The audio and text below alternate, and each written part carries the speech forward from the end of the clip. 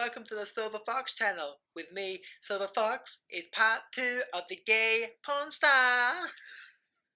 And once again guys, I'm just joking, I'm heterosexual.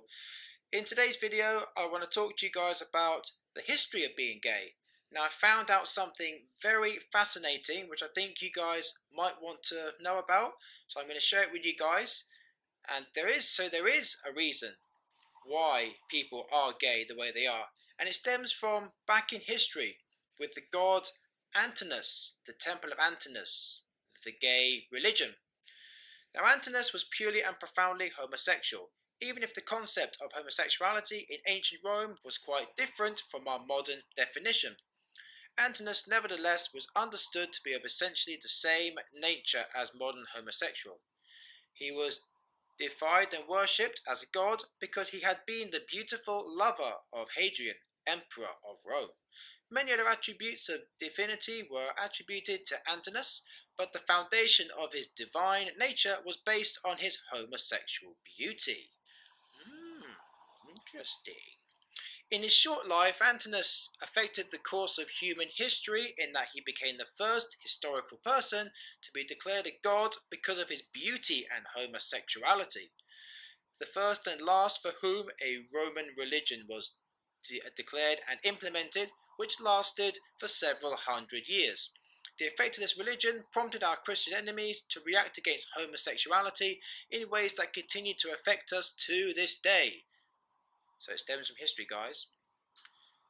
The beauty of Antinous is timeless. He is as perfect to our modern eyes as he was 1900 years ago. He has captivated lovers of male.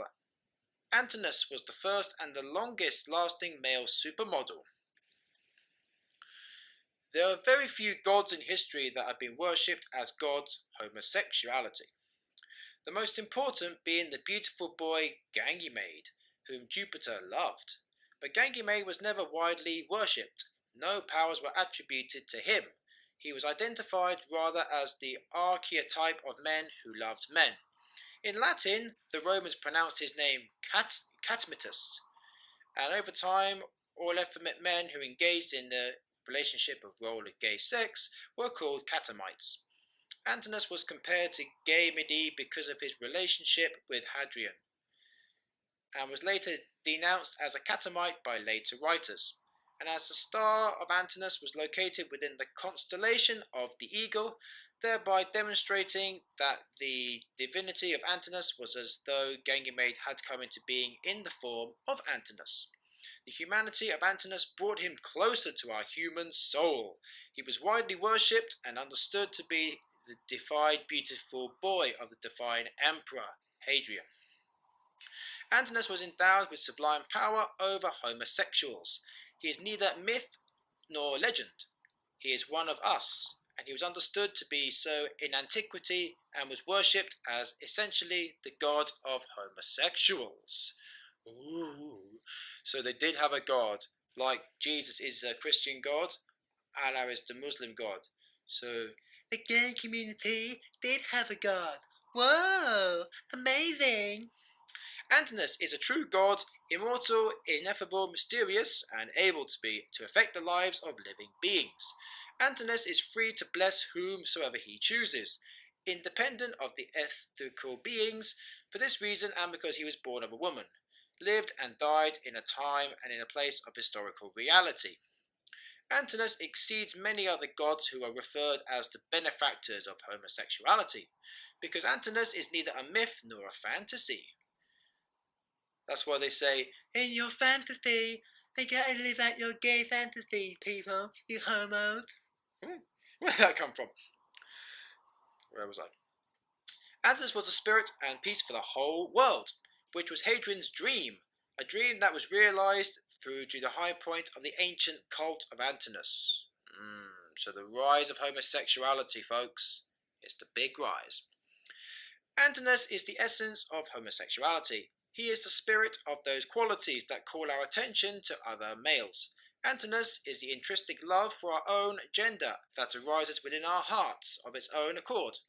Even when we are children, though we do not understand his language, we hear his voice calling, producing a longing that we cannot resist without emotional pain, suffering, and socially inflicted and self-loathing. The core expectations of traditional society. In our adolescence, the desire of Antinous, get it out, may take on the aspect of the general order of society. Antinous is the force of gay love, freedom, gay love, speech, and rises to the truth within themselves. And this is open and honest even in the face of rejection or disapproval. That result is freedom, and a joyous virtue of being self-honest and truthful towards society. The result of embracing Antinous is coming to terms with the emotion of love and desire, and finding love within oneself, and then expressing that love to the world around us. All love to those who embrace Antinous and seek after him. All who search for Antinous in the beauty of the world will find him within themselves. Antinous sets the hearts of all who love him free.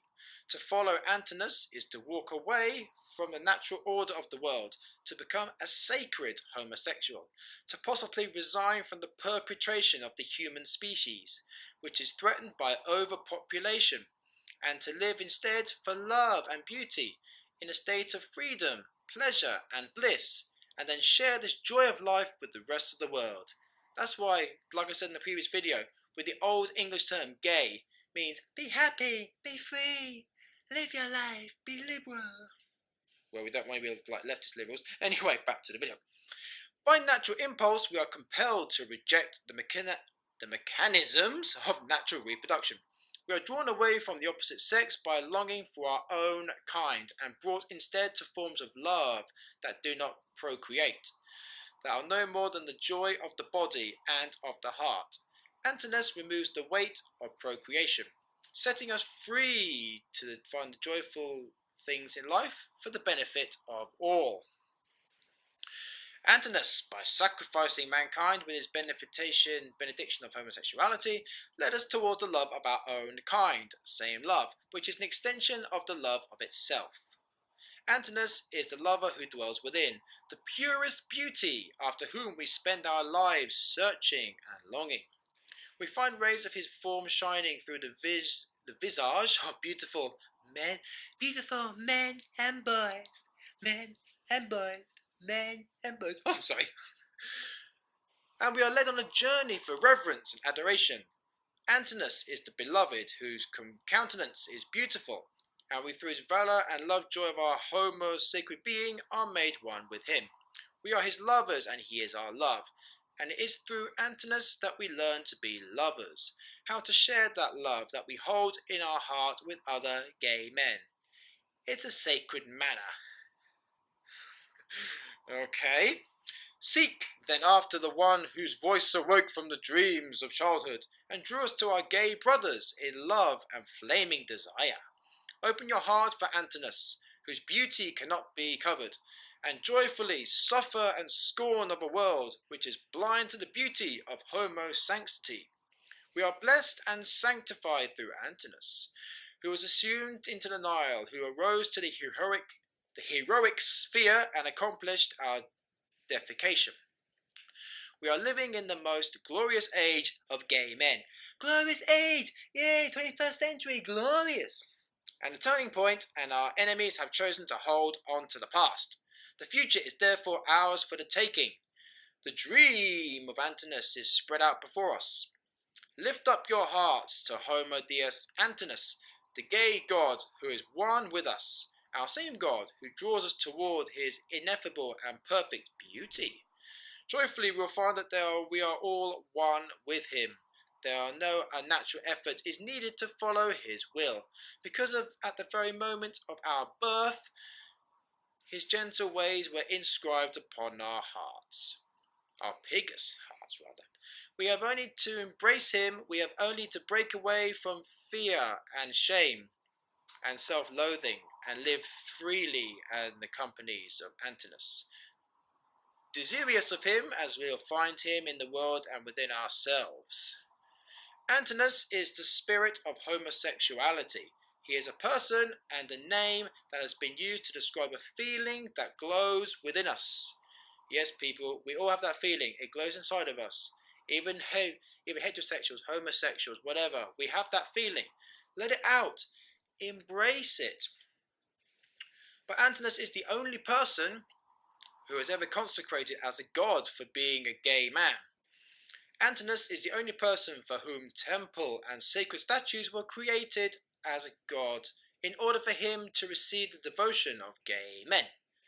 Antinous represents a time when being gay was once considered a sacred thing, and now as the world begins to change, Antinous deserves to be recognized as a crucial element in our ancient gay spirituality, because he represents so many beautiful, mysterious forces within us, and by opening our heart to Antinous, we can begin to unfold the beauty of gay spirituality within ourselves. So the moral of that, guys, whether we're heterosexual, homosexual, straight, gay, whatever, there is that gay spirituality inside of us. Embrace it, let it come out inside of you, and lead your life accordingly. Thanks for watching, guys. Hope you found that video very informative.